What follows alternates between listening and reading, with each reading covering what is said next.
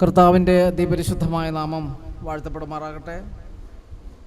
VOC ചാനലിൻ്റെ online കൺവെൻഷനിൽ സംബന്ധിക്കുവാൻ കർത്താവ് നമുക്ക് നൽകിയ സാവകാശങ്ങൾക്കായി കർത്താവിന് നന്ദിയോടെ സ്തോത്രം ചെയ്യുന്നു, സ്തുതിക്കുന്നു. ഈ മീറ്റിംഗ് ലീഡ് ചെയ്തുകൊണ്ട കർത്താവിൽ ബഹുമാന്യ കർത്തദാസൻ ബ്രദർ റോയ്സൻ ചീരൻ, അതിൽ എല്ലാ ദൈവമക്കളെയും ഓർത്ത് കർത്താവിന് സ്തോത്രം ചെയ്ത് സ്തുതിക്കുന്നു. എനിക്ക് മുൻപേ സംസാരിച്ച പ്രിയപ്പെട്ട കർത്തദാസൻ, ഗാനങ്ങൾ പാടിയ കൊയർ, ജോണി പാസ്റ്റർ കൊയർ, എല്ലാവരെയും ഓർത്ത് കർത്താവിന് സ്തോത്രം ചെയ്യുന്നു, സ്തുതിക്കുന്നു. കർത്താവ് നമ്മെ സഹായിക്കുമാറാകട്ടെ. സമയം വളരെ മുന്നോട്ട് പോയല്ലോ. ഈ കൺവെൻഷൻ വിദൂരങ്ങളിലിരുന്ന് ശ്രവിക്കുന്ന പ്രിയപ്പെട്ട എല്ലാ ദൈവമക്കളെയും ഓർത്ത് സ്തോത്രം ചെയ്യുന്നു, സ്തുതിക്കുന്നു. കർത്താവ് നമ്മെ എല്ലാവരും സഹായിക്കുമാറാകട്ടെ. തിരുവചനത്തിലെ ചില ഭാഗങ്ങൾ പറഞ്ഞ് സമയം വളരെ മുന്നോട്ട് പോയതുകൊണ്ട് ചില ധ്യാന ചിന്തകൾ കൂടെ പറഞ്ഞ് ദൈവസ്ഥലിരിക്കാൻ ആഗ്രഹിക്കുന്നു. കർത്താവ് നമ്മെ സഹായിക്കുമാറാകട്ടെ. പുതിയ നിയമ സുവിശേഷ, അതുപോലെ ലേഖനങ്ങളുടെ മാതൃക, പാറ്റേൺ പഴയ നിയമത്തിൽ നിന്ന് വളരെ വ്യത്യാസം ഉള്ളതാണ്. സ്തോത്രം. പഴയ നിയമം എന്ന് പറയുമ്പോൾ അത് പുരോഹിതൻ ജനങ്ങളോട് മാത്രം സംസാരിക്കുന്നു.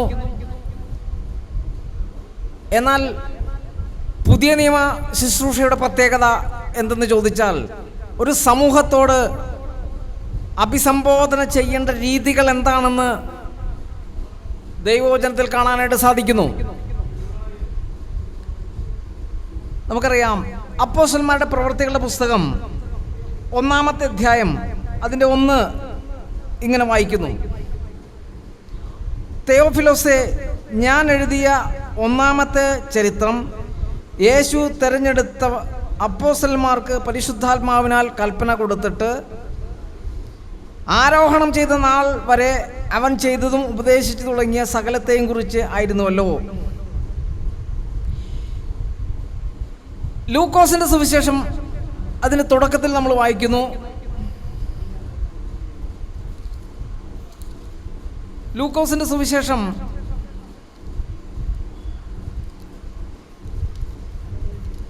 അതിൻ്റെ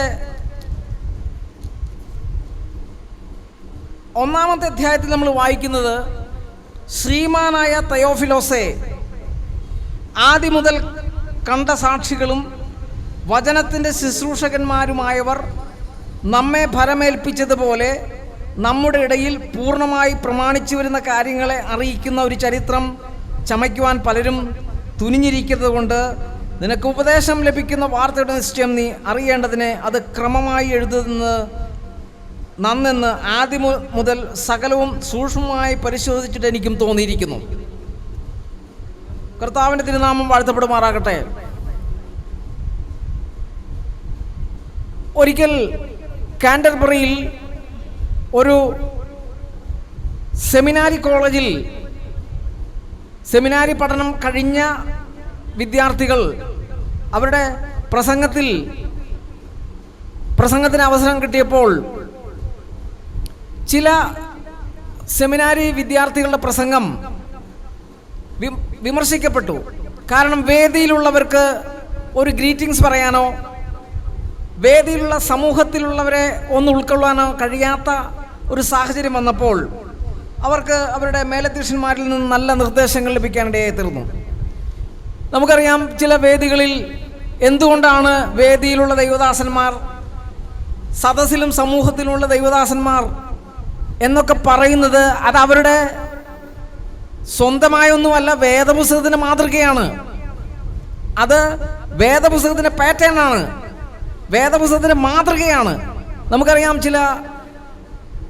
ഞാൻ സ്വതന്ത്രവും നിഷ്പക്ഷമായി ചിന്താഗതിയാണ്. ചില പ്രസംഗങ്ങളുടെ പ്രത്യേകതകൾ, അതിൻ്റെ തുടക്കവും അതിൻ്റെ ഒടുക്കവും നമ്മൾ നോക്കുമ്പോൾ നല്ല ചിന്തകളായിരിക്കാം, ആധ്യാത്മികമായ നല്ല ചിന്തകളാണ്. ആർക്കാണ് പ്രസന്റ് ചെയ്യുന്നത്? ഈ ചിന്തകൾ ഒരു സമൂഹത്തോടാണ് കൊടുക്കുന്നത്. ഈ ചിന്തകൾ ഒരു സമൂഹത്തോടാണ് നമ്മൾ പ്രബോധനം ചെയ്യുന്നത്. Price the Lord. അത് വേദപുസ്തകമാണ് അതിൻ്റെ നല്ല മാതൃക എന്ന് കാണാനായിട്ട് സാധിക്കുന്നു. പുതിയ നിയമത്തിൽ ധാരാളം വിശുദ്ധ പൗലോസിൻ്റെ രേഖകൾ പരിശോധിക്കുമ്പോൾ വളരെ കൃത്യമായിട്ട് ആ ഗ്രീറ്റിംഗ്സ് അല്ലെങ്കിൽ ഉപചാര വാക്കുകൾ എടുത്ത് ഉദ്ധരിക്കുന്നതായിട്ട് നമുക്ക് കാണാനായിട്ട് സാധിക്കുന്നു. അത് വേദപുസ്തകത്തിൻ്റെ മാതൃകയാണ്. വേദപുസ്തകം നമുക്ക് കാണിച്ചെന്നൊരു മാതൃകയാണത്. നമുക്ക് റോമാലേഖനത്തിലേക്കൊന്ന് കടന്നു വരാം. 16-ാമത്തെ അധ്യായം, അതിൻ്റെ 1 മുതൽ താഴോട്ടുള്ള വാക്യങ്ങൾ നമ്മൾ വായിക്കുമ്പോൾ, നമ്മുടെ സഹോദരിയും കെംക്രയ സഭയിലെ ശുശ്രൂഷക്കാരിയുമായ ഫേബയെ നിങ്ങൾ വിശുദ്ധന്മാർക്ക് യോഗ്യമാവണ്ണം കർത്താവിൻ്റെ നാമത്തിൽ കൈക്കൊണ്ട് അവൾക്ക് നിങ്ങളുടെ സഹായം വേണ്ടുന്ന ഏത് കാര്യത്തിലും സഹായിക്കേണ്ടതിന് ഞാൻ നിങ്ങളെ ഭരമേൽപ്പിക്കുന്നു. അവളും പലർക്കും വിശേഷാൽ എനിക്കും സഹായം ചെയ്തിരിക്കുന്നു. പൗലോസിൻ്റെ ഒരു ആശംസാവാക്യം നമുക്ക് കാണാനായിട്ട് സാധിക്കുന്നു.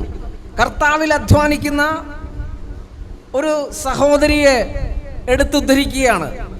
കെംക്രയ സഭയിലെ ശുശ്രൂഷക്കാരിയായ ഫേബ. അപ്പോൾ പേരെടുത്ത് ഒരു ദൈവദാസനെയോ ദൈവദാസിയോ പേരെടുത്ത് നമ്മൾ സംസാരിക്കുന്നത് അത് അവരുടെ സ്വന്തം ആശയമല്ല, വേദപുസ്തകത്തിൻ്റെ പാറ്റേൺ ആണ്, വേദപുസ്തകത്തിൻ്റെ മാതൃകയാണത്. ഈ 16-ാമത്തെ അധ്യായത്തിലൊക്കെ നമ്മൾ തുടർച്ചയായിട്ട് കാണുന്നത് ക്രിസ്തുയേശുവിൽ എൻ്റെ കൂട്ടുവേലക്കാരായ കേട്ടോ, ക്രിസ്തുയേശുവിൽ എൻ്റെ കൂട്ടുവേലക്കാരായ പ്രിസ്കയെയും അക്വിലാവെയും വന്ദനം ചെയ്യുവിൻ. അവർ എൻ്റെ പ്രാണന് വേണ്ടി തങ്ങളുടെ കഴുത്ത് വെച്ച് കൊടുക്കേണ്ടവരാകുന്നു. അവർക്ക് ഞാൻ മാത്രമല്ല ജാതികളുടെ സകല സഭകളും കൂടെ നന്ദി പറയുന്നു. കർത്താവിൻ്റെ തിരുനാമം വാഴ്ത്തപ്പെടുമാറാകട്ടെ. അപ്പോൾ ഒരു ക്രിസ്തീയ ആദർശത്തിലുള്ള ഒരു ദൈവവചന ശുശ്രൂഷയിൽ വേദിയിലുള്ള ദൈവദാസന്മാരുണ്ട്, സദസ്സിലുള്ള ദൈവദാസന്മാരുണ്ട്. ആ ആശംസ വാക്കുകൾ എന്നുള്ളത് അത് സ്വന്തമായി പറയുന്നില്ല, വേദപുസ്തകത്തിൻ്റെ പാറ്റേൺ ആണ്, വേദപുസ്തകത്തിൻ്റെ മാതൃകയാണ്. Price the Lord. ഇവിടെ റോമാലേഖനത്തിൽ 16-ാമത്തെ അധ്യായത്തിൽ എത്രയോ വിശദമായി പൗലോസ് അത് വിശദീകരിക്കുന്നുണ്ട് അല്ലേ. 5 അവരുടെ വീട്ടിലെ സഭയെയും വന്ദനം ചെയ്യുവിൻ. കർത്താവിൻ്റെ തിരുനാമം വാഴ്ത്തപ്പെടുമാറാകട്ടെ. ഈ അപ്പോസ്തലനായ പൗലോസ് റോമർക്ക് എഴുതിയ ലേഖനം, അപ്പോസ്തലനായ പൗലോസ് കൊരിന്ത്യർക്ക് എഴുതിയ 1, 2 ലേഖനങ്ങൾ, ഇതൊക്കെ ഏതെങ്കിലും വീടുകളിൽ ആരംഭിച്ച ദൈവസഭകളാണ്.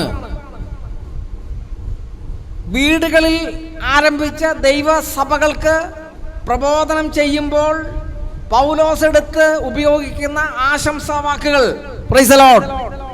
ഞാനൊരു ചെറിയ ഉദാഹരണം പറയാം. കർത്താവിൽ ബഹുമാനായ റോയ്സൺ ഐചീരൻ കർത്തദാസൻ, അദ്ദേഹം ഒരു വേദിയിലേക്ക് കടന്നു വരുമ്പോൾ ആ വേദിയിലേക്ക് ക്ഷണിക്കുക എന്നുള്ളത് അദ്ദേഹത്തിന് ആ വേദിയിൽ കടന്നു വരാൻ അർഹതയുള്ളത് കൊണ്ട് ആ സ്വാഭാവികമായി അങ്ങനെ ക്ഷണിക്കുന്ന ഒരു സമ്പ്രദായം വേദപുസ്തകത്തിൻ്റെ മാതൃകയാണ്.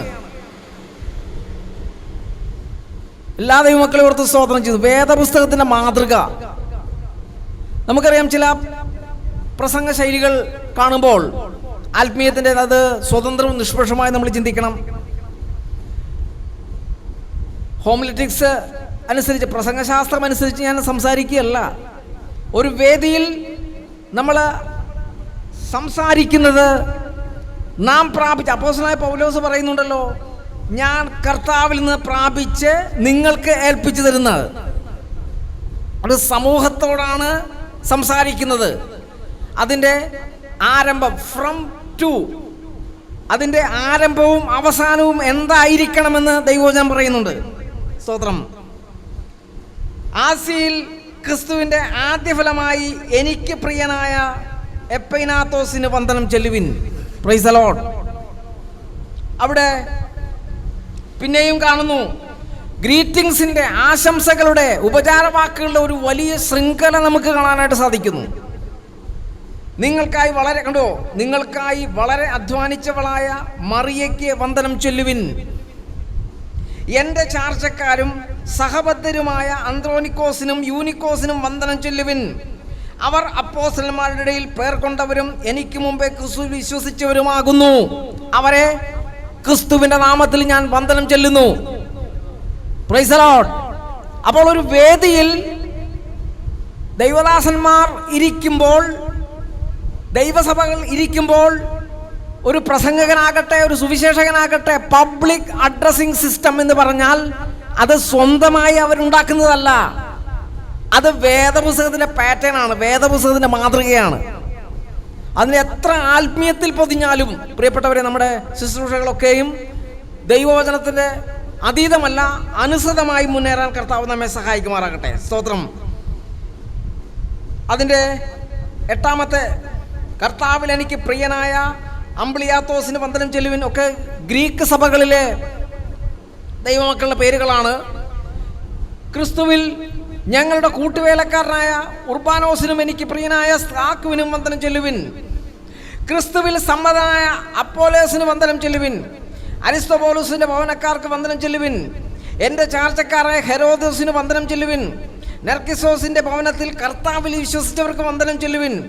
കർത്താവിൽ അധ്വാനിക്കുന്നവരായ ത്രൂഫയ്ക്കും ത്രുഫോസിനും വന്ദനം ചെല്ലുവിൻ. കർത്താവിൽ വളരെ അധ്വാനിച്ചവളായ പ്രിയ പെർസിസിന് വന്ദനം ചെല്ലുവിൻ. കർത്താവിൽ പ്രസിദ്ധനായ റൂഫോസിനും എനിക്ക് അമ്മയായ അവൻ്റെ അമ്മയെയും വന്ദനം ചെല്ലുവിൻ. ദൈവവചനത്തിലെ ഒരുപാട് ആശംസാ വാക്കുകൾ കാണുന്നു. പ്രിയപ്പെട്ടവരെ, നമ്മൾ ഭൂമിയിലുള്ള വിശുദ്ധന്മാരുടെ പേരുകളാണ്. എന്നാൽ സമയം കിട്ടുമ്പോൾ ഇതൊക്കെ നമ്മൾ വായിക്കണം. നമുക്കറിയാം, ചില വേദികളിൽ ചില പ്രിയപ്പെട്ടവരുടെ പേരുകൾ മറന്നു പോകുന്നത് സ്വാഭാവികമാണ്,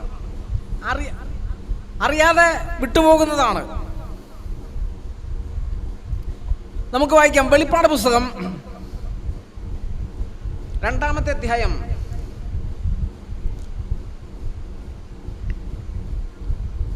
2:13 മുതലുള്ള വാക്യങ്ങൾ.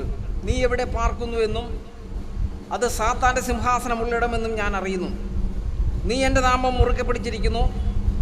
നിങ്ങളുടെ ഇടയിൽ സാത്താൻ പാർക്കുന്നിടത്ത് തന്നെ എൻ്റെ സാക്ഷിയും വിശ്വസ്തനുമായ അന്തിപ്പാസിനെ കൊന്ന കാലത്ത് പോലും നീ എന്നിലുള്ള വിശ്വാസം നിഷേധിച്ചിട്ടില്ല. അപ്പോസ്തലനായ പൗലോസിൻ്റെ ഒരു സമകാലീനാണ് ഈ അന്തിപ്പാസ്.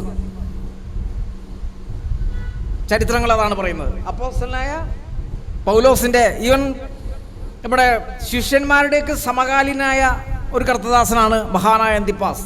വെളിപ്പാട് പുസ്തകത്തിൽ അല്ലാതെ ഈ ഭാഗം എവിടെയും നമ്മൾ കാണുന്നില്ല.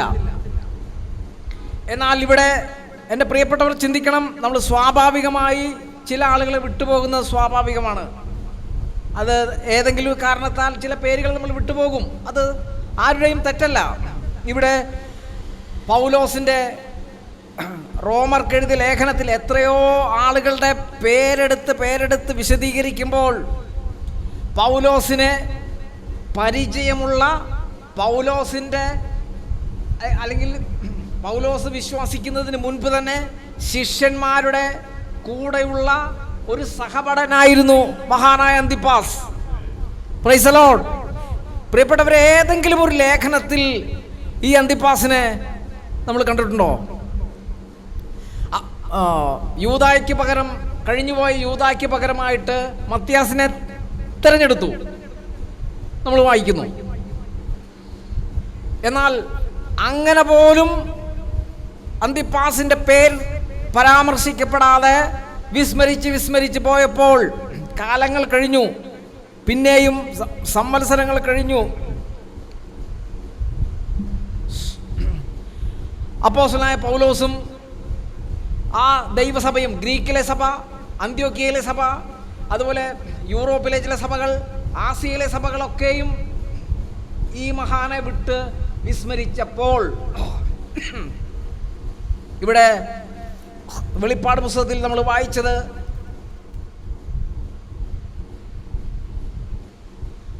യോഹന്നാനുണ്ടായ വെളിപ്പാട്, ആ പത്മോസ് ദ്വീപിൽ വെച്ച് 7 പൊൻനിലവിളക്കുകളുടെ നടുവിൽ നിൽക്കുന്ന തേജോമയനായ കർത്താവ് ഈ അന്തിപ്പാസിനെ പ്രസിദ്ധമാക്കുകയാണ്. Praise the lord. സഭാചരിത്രം വിട്ടുപോകട്ടെ, ലേഖനത്തിൽ പരാമർശം ഇല്ലാതാകട്ടെ. എന്നാൽ എല്ലാവരും മറന്നപ്പോൾ അന്തിപ്പാസിനെ സ്വർഗം പ്രസിദ്ധ ചെയ്യുകയാണ്. Price the Lord. എന്താണ് അന്തിപ്പാസിനെ കുറിച്ച് സ്വർഗം പറയുന്നത്? പെർഗമോസിലെ സഭയ്ക്ക്, ഇന്നത്തെ തുർക്കിയാണ് പെർഗമോസ്, അവിടെ സഭയ്ക്കുള്ള ലേഖനത്തിൽ പറയുന്നു, എൻ്റെ സാക്ഷിയും വിശ്വസ്തനുമായ അന്തിപ്പാസിനെ കൊന്ന കാലത്ത് പോലും, പ്രിയപ്പെട്ടവരെ, എൻ്റെ സാക്ഷി, രണ്ടാമത്തത് വിശ്വസ്തൻ, ഫഹുവ ഷഹാദ, അവൻ എൻ്റെ സാക്ഷിയാണ്. നമുക്കറിയാം സഹദ എന്ന വാക്ക് സാക്ഷി. കർത്താവിന് വേണ്ടി വളരെ സാക്ഷിത്വം വഹിച്ച അന്തിപ്പാസിനെ കുറിച്ച് ചില ചരിത്രങ്ങൾ നമ്മൾ വായിക്കുമ്പോൾ, അന്തിപ്പാസിനെ കൊന്ന കാലത്ത് പോലും, എൻ്റെ സമയം മുന്നോട്ടധികം എടുക്കുന്നില്ല, ഇവിടെ അന്തിപ്പാസിനെ കൊന്ന കാലത്ത് പോലും അദ്ദേഹം ജീവിച്ചിരിക്കുമ്പോൾ ഒരു ലേഖനത്തിലോ ഒരു സഭയിലോ അദ്ദേഹത്തിൻ്റെ പേര് പരാമർശിക്കപ്പെടാതെ പോയപ്പോൾ ചരിത്രങ്ങൾ പറയുന്നത്, അന്നത്തെ ഭരണകൂടം അന്തിപ്പാസിനോട് പറഞ്ഞു പോലും വിശ്വാസം ത്യജിച്ചു കളയണം എന്ന് പറഞ്ഞപ്പോൾ അതിനെ വിസ്മരിച്ച അന്തിപ്പാസിനെ കൈകാലുകൾ ബന്ധിച്ച് കുതിരവണ്ടിയിൽ കെട്ടി ആ തെരുവിലൂടെ വലിച്ച് ഇഴച്ച്, നമ്മൾ ബൈബിൾ വിശ്വസിക്കാൻ കൊള്ളാവുന്ന ചരിത്രത്തിൽ ഞാൻ വായിച്ചതാണ്, ഒരുപക്ഷെ ചിലപ്പോൾ ചില മറ്റ് ചരിത്രരേഖകളായിരിക്കാം. തൻ്റെ ശരീരത്തിൽ നിന്ന് മാംസങ്ങളും ആ രക്തത്തുള്ളികൾ അടങ്ങിയ കഷ്ണങ്ങൾ വീണു പോകുമ്പോഴും ഈ മഹാനായ അന്തിപ്പാസ് പറഞ്ഞു, ഞാൻ ക്രിസ്തുവിൽ തന്നെ വിശ്വസിക്കുന്നു. അങ്ങനെ രക്തസാക്ഷിയായി മരണപ്പെട്ട അന്തിപ്പാസ് കാലം പലതും വിസ്മരിച്ചു, സഭകൾ മരിച്ചു. എന്നാൽ ഈ അന്തിപ്പാസിനെ സ്വർഗം പ്രസിദ്ധമാക്കുകയാണ്. Praise the Lord.